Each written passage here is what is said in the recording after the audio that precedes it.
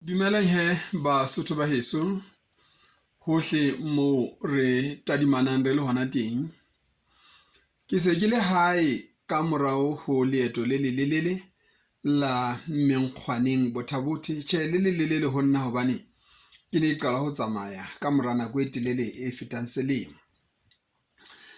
Batho ba bang bona ba itsamaetse ha bobebe fela 28 kilometers eno ha ba utlwa le letho fela le hanyenyane fela. Ba kgamotlotlei wa tsamaya mona moleng. Jwale ka thoko ho mono ke ne ke lakaditse haholo hore ditaba tseno tsa mono ke lefe tsona jwalo ka ha ntse di etsahala ka YouTube. Empa ke hlolehile wa tseba hobaneng YouTube ha e soka ba empha tumello ya hore ke etse live broadcast ka yona.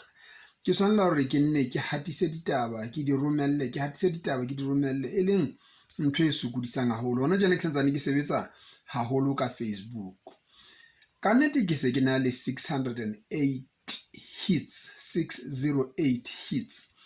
Batho ba YouTube ba mbatla 1000 hits hore ba tle ba ntumelle ho etsa jwalo. Ke leboha bana beso ba seng ba entse di-subscribe tsa bona mono, ba entse di-like le dintho tseno kaofela tse etsang hore be se re na le 608. Ke se ke kopa hle hore le kgothaletse ba bang dihlopheng tsa lona ka ho fapakana ha tsona e le hore tle di re dumelle. Mosebetsi ono wa Menkgwaneng Bothabothe ne mosebetsi o moholo haholo. Dipuo tse entsweng mono ke Ntate Rakuane, ke yena motlotlehi, bahlophisetsi ba mokete le batho ba re kopaneng le bona.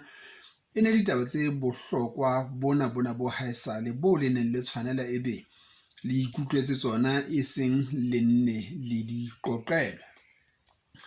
Tjhe, ke a tshepa baratuwa ba ka hore re ntse re tla atleha hle, empa ke bona ekare monyebe o se o le teng.